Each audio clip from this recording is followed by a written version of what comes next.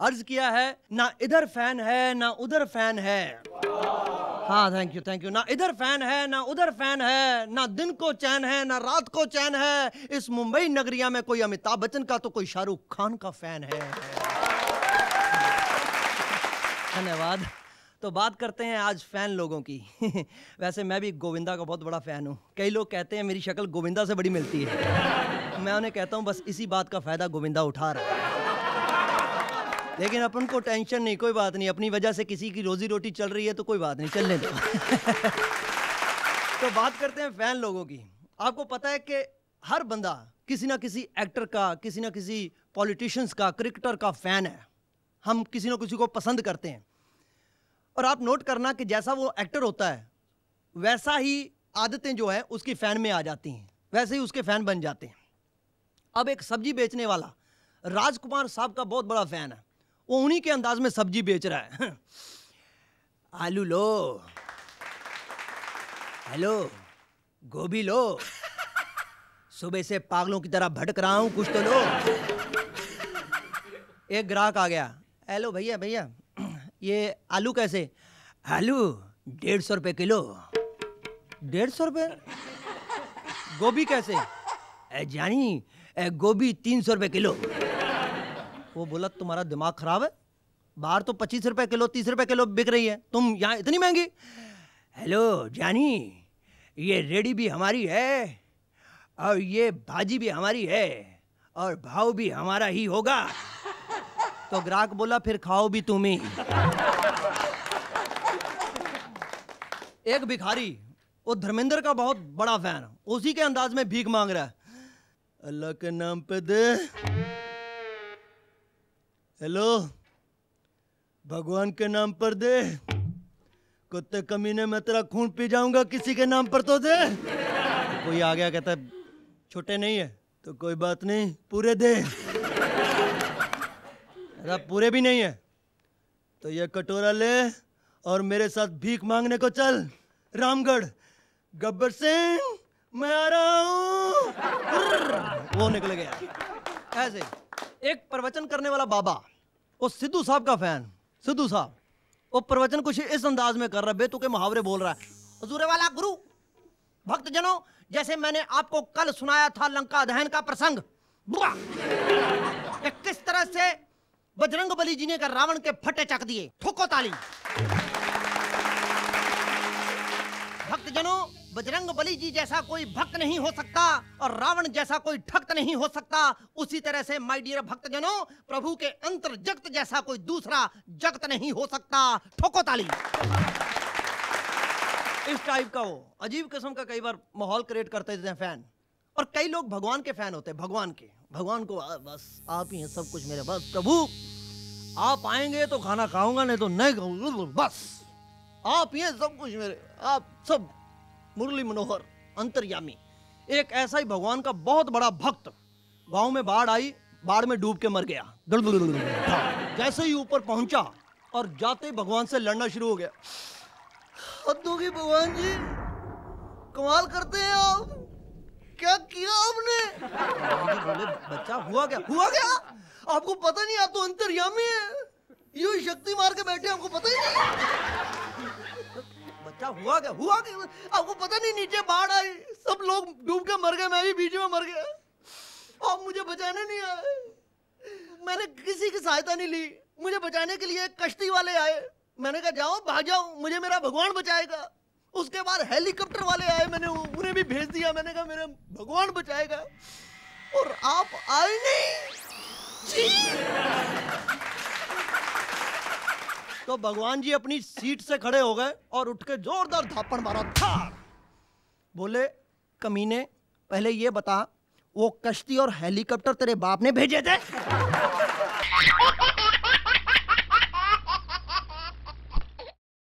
अर्ज किया है दोस्तों कि रामचंद्र कह गए सिया से, ऐसा कलयुग आएगा बेईमानों के इस शासन में सब कुछ उल्टा हो जाएगा। तालियां, ईमानदारी के नाम तालियां, वेरी गुड। बात भी मैं कुछ ऐसी ही करने वाला हूं, क्योंकि आजकल कलयुग का जमाना है, कुछ भी हो सकता है। जैसे पिछले दिनों अमेरिका के एक मर्द जोसेफ ने एक बच्ची को जन्म दिया। आप हैरान हो गए होंगे, यानी कि अब मर्द भी बच्चे पैदा करने शुरू हो गए हैं। हंसने वाली बात नहीं है, जरा सोचिए, आने वाले टाइम में हर मर्द मां बनना शुरू हो गया तो हालात क्या होंगे? दो प्रेग्नेंट मर्द आपस में बातें कैसे करेंगे? शर्मा जी वर्मा जी खड़े हैं और दोनों पेट निकाल कर, और शर्मा जी पूछ रहे हैं और सुनाइए शर्मा जी, क्या हाल है? भाई मुबारक हो, आप भी मां बनने वाले हैं। मुबारक हो भाई। तो उधर से जवाब देंगे, भाई कमाल है, आपको बधाई हो, आपको भी बधाई हो भाई। कौन सा महीना लगा? दूसरा। आपको कौन सा लगा? मुझे तो 6वां महीना लगा है। और डॉक्टर ने कोई प्रिकॉशन लेने को कहा? हाँ, डॉक्टर ने कहा कपड़े नहीं धोने, बर्तन नहीं मांजने, हर 2 घंटे बाद नहाना है और पागलों की तरह खाना है। ओहो, इन डॉक्टरों की बात पर यकीन ना करें शर्मा जी, ये डॉक्टरों की बात पर यकीन, मैं भी 6 महीने पहले चेक करवाने गया था। डॉक्टर ने कहा भाई तुम्हारा बच्चा ठीक है लेकिन सीढ़ियाँ नहीं चढ़नी। मैंने कहा ठीक है डॉक्टर साहब, नहीं चढ़ता। उसके बाद फिर चेक करवाने गया, डॉक्टर ने कहा बच्चा ठीक है लेकिन सीढ़ियाँ नहीं चढ़नी। मैंने कहा ओके।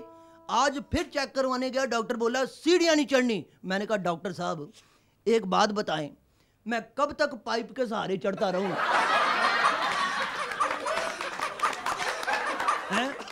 मैं 3rd फ्लोर पर रहता हूँ, लिफ्ट लगी नहीं है, पाइप से चढ़ चढ़ कर तंग आ गया हूँ, और किसी दिन डिलीवरी रास्ते में हो गई, मेरी तो 9 महीने की मेहनत खराब हो जाएगी ना।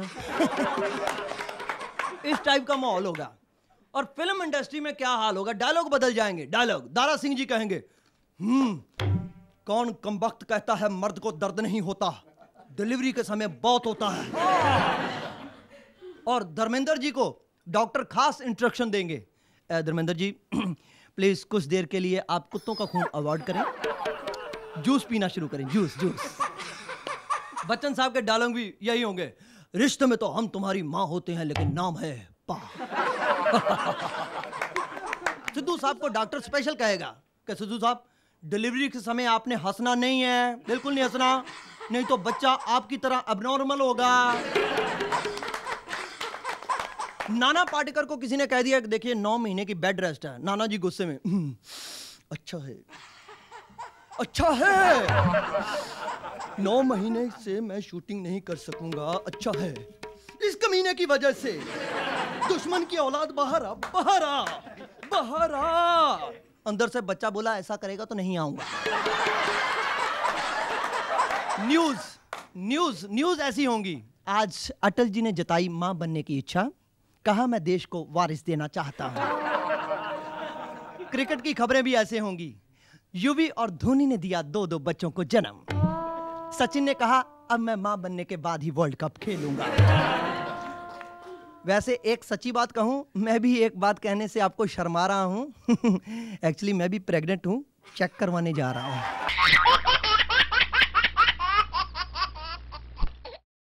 सबसे पहले शराबी के अंदाज में एक शेर पेश है दोस्तों। अर्ज किया है, दिल में मेरे है दर्द डिस्को। Thank you. दिल में मेरे है दर्द डिस्को, मेरी सेहत का ख्याल है किस किस को, मेरे साथ बैठे तो पिलानी पड़ेगी, नहीं तो तुम ही यहां से खिसको। Thank you. दारू पीने के बाद किस टॉपिक पे बात होने वाली है ये किसी को कुछ नहीं पता होता। 2 शराबी आपस में टुन पीने के बाद शुरू हो गए, हेलो हेलो एक्चुअली इधर बात सुन यार, मैं क्या कह रहा था कि अमेरिका का राष्ट्रपति जॉनी लीवर को होना चाहिए। दूसरा बोला क्यों, ओबामा से ज़्यादा हैंडसम है, उसी को होना चाहिए, देखना नेक्स्ट मंथ मैं बना दूंगा उसको, नेक्स्ट मंथ मैं अमेरिका भी खरीद लूँगा, देखना। और दूसरा बोला कैसे खरीदेगा, मैं बेचूंगा ही नहीं, खरीदेगा कैसे। तो ऐसे ऐसे टॉपिक, पता नहीं कौन से टॉपिक पर बात कर दें। एक मेरा दोस्त है नत्थामल, ओए हो, अजीब सा करैक्टर है दोस्तों। वो पीने के बाद उसकी लड़ाई पक्का होती है और जूते खा के घर आता है। इसीलिए गांव वालों ने उसका नाम ही नत्थामल जूते खाना रख दिया है। पिछले दिनों मुझे मिल गया और रो रहा था, बिल्कुल गुस्से में रो भी रहा था, गुस्से में। मैंने उससे पूछा, मैंने कहा नथामल क्या हो गया, इतना गुस्से में क्यों? कोई बात नहीं भाई, बस चीटिंग, ये दुनिया, आई हेट दुनिया भाई। मैं कहा हुआ क्या? भाई ये दुनिया ने बहुत बड़ा धोखा किया मेरे पापा जी के साथ, मुझे बहुत दुख है। मैं हुआ क्या यार? मेरे पापा जी बहुत बड़े राइटर थे भाजी, 150 गाने उन्होंने लिखे हिट, लेकिन किसी ने 1 रुपया तक नहीं उन्हें दिया। मैंने कहा 150 गाने तेरे पापा जी ने लिखे? कौन कौन से गाने लिखे? शम्मा शम्मा, बीड़ी जलाई ले, दिल है कि मानता नहीं, रंग दे बसंती, तुझे देखा तो ये जाना सनम, कजरारे कजरारे, मुन्नी बदनाम हुई, शीला जवान हुई। तो मैंने कहा ये सारे हिट गाने तेरे पापा जी ने लिखे थे? हाँ जी भाजी। मैंने कहा यार इतने हिट गाने वो लिखते कैसे थे?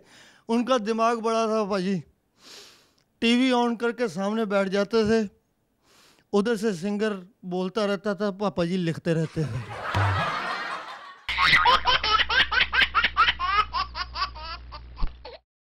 एक मेरा दोस्त है नथामल, ओए हो, अजीब सा करैक्टर है दोस्तों वो। मैंने उसे कई बार समझाया, मैंने कहा ओए नथामल, ये दारू छोड़ दे, बहुत बुरी आदत है ये। कई बार छोड़ने की कोशिश की भाई, तो फिर छोड़ता क्यों नहीं? भाई एक बार मैंने छोड़ी दी थी, मैं साइड पे रख दी बोतल, मैंने नहीं पीनी। फिर मुझे ख्याल आया भाई दारू फैक्ट्री में काम करते उन मजदूरों का, उनके बीवी बच्चों का, ठेके पे काम कर रहे वर्करों का, शराब के ठेके में जो काम करते हैं। मैंने सोचा ओ नथामल, अगर तूने दारू छोड़ दी वो सारे तो भूखे मर जाएंगे ना। फिर उसके बाद भाई मैंने कसम खाई, आज के बाद डेली पीऊंगा, डेली ड्रिंकिंग भाई आज के बाद, क्योंकि भाई अपने लिए तो सारे जीते हैं, मजा तो तब है दूसरों के लिए जीकर दिखाओ भाई पूरा। एक बार मेरी तबीयत खराब, मैं चेक करवाने के लिए डॉक्टर के पास जा रहा है, रास्ते में मिल गया, हेलो दीपक राजा, ओ एक्सक्यूज मी, क्या बच गया बाजा, किधर जा रहा है? मैंने कहा नथामल यार गला खराब है, 3 दिन से खांसी आ रही है, डॉक्टर को चेक करवाने जा रहा है। दिमाग खराब हो गया तेरा? डॉक्टर के पास चेक करवा, इतना बड़ा बिल बना देगा वो, पागल बेवकूफ़, थप्पड़ मारूंगा तेरे। डॉक्टर के पास गया तो मेरे पास इलाज है इसका। मैंने कहा तेरे पास खांसी का क्या इलाज है? बे 1 मिनट रुक जा, नीचे अपने इधर बीच में से पौवा निकाला, ये ले 2 पैग पी, तेरी खांसी। मैंने क्या बात कर रहा है, दारू पीने से मेरी खांसी चली जाएगी? मैं थप्पड़ मार दूंगा सच्ची, बेवकूफ़, दारू पीने से मेरी सारी जायदाद चली गई, मेरी जनानी मुझे छोड़कर चली गई, कोठी कार चली गई, तेरी खांसी नहीं जाएगी?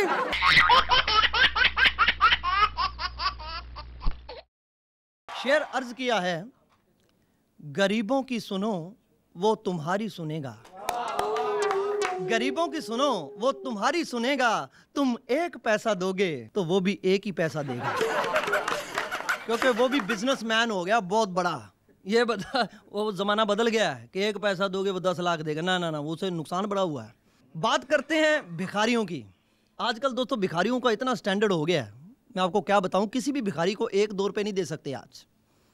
मैंने किसी को 1 रुपया दिया भिखारी को, उसने आप अपने पास से 5 रुपए का सिक्का मेरे हाथ में थमा के कहा जा मेरी तरफ से चाय पी लेना। क्या बंदा शर्मिंदा हो जाता है, और इतनी मतलब गंदी शक्ल बना के आएंगे ना, बंदे को तरस आ जाएगा।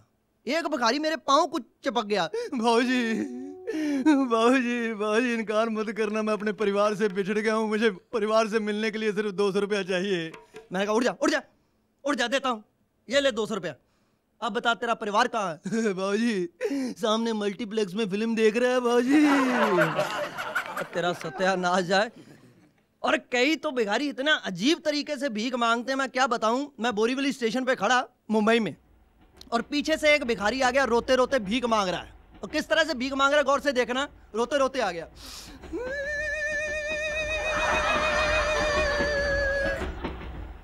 मैंने कहा हाँ जी भाई साहब क्या चाहिए?